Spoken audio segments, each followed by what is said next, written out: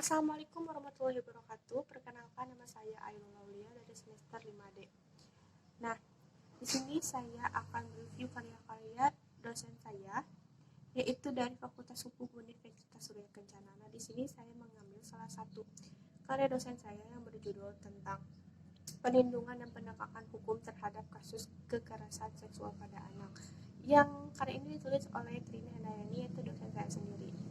Nah, beliau menjelaskan di sini, anak merupakan sekelompok yang lemah dan rentan sehingga memerlukan perlindungan agar hak-haknya dapat terpenuhi. Perlindungan terhadap anak Indonesia bertujuan agar anak dapat tumbuh dan berkembang secara optimal. Nah,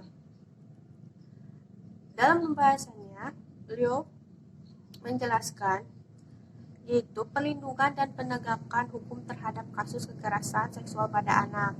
Nah, sehingga bagaimana dalam ketentuan pasal 34 Undang-Undang Dasar tahun 1945, negara mempunyai kewajiban untuk melindungi harkat dan martabat anak. Ketentuan ini berimplikasi terhadap keharusan negara dalam memberikan perlindungan yang maksimal terhadap anak. Menurut pasal 1 ayat 1 Undang-Undang 23/2002, anak adalah seorang yang belum berusia 18 tahun termasuk anak yang masih dalam kandungan. Adanya kesepakatan sebagai bangsa bahwa persoalan anak ditata dalam suatu wadah yang disebut UNICEF. Nah, di Indonesia, anak dikelompokkan sebagai kelompok rentan selain orang yang berusia lanjut, fakir miskin, wanita hamil, dan penyandang cacat. Nah, beliau menjelaskan seperti itu dalam pembahasan pertama. Lalu, pembahasan yang kedua itu cara penegakan hukum. Menurut Charlie Miller, terdapat 5 tipe kekerasan yang ada di sekolah.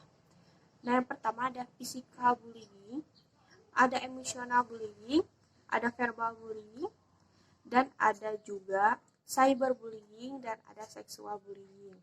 Kejahatan terhadap kemanusiaan merupakan istilah yang digunakan oleh Persatuan Bangsa atau disebut dengan PBB. Dalam pasal 6C Piagam Mahkamah Militer Internasional Nuremberg dinyatakan bahwa kejahatan terhadap manusia diartikan sebagai tindakan kejahatan untuk melakukan pembunuhan.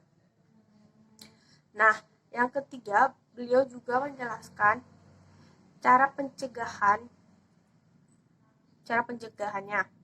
Dalam rangka pencegahan jangka panjang perlu strategi dari berbagai pihak yang terlibat, yaitu pemerintah, pihak sekolah, lembaga, swadaya masyarakat, dan terhadap khusus kekerasan seksual.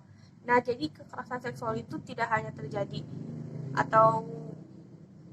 hanya di sekolah, tapi banyak juga terjadi di lingkungan. Jadi anak itu harus sangat untuk diperhatikan karena banyak kekerasan terhadap anak, dan kekerasan itu tidak hanya dipukul atau apa, dan masih banyak yang terjadi dan kita tidak ketahui bila kita tidak memperhatikan anak kita.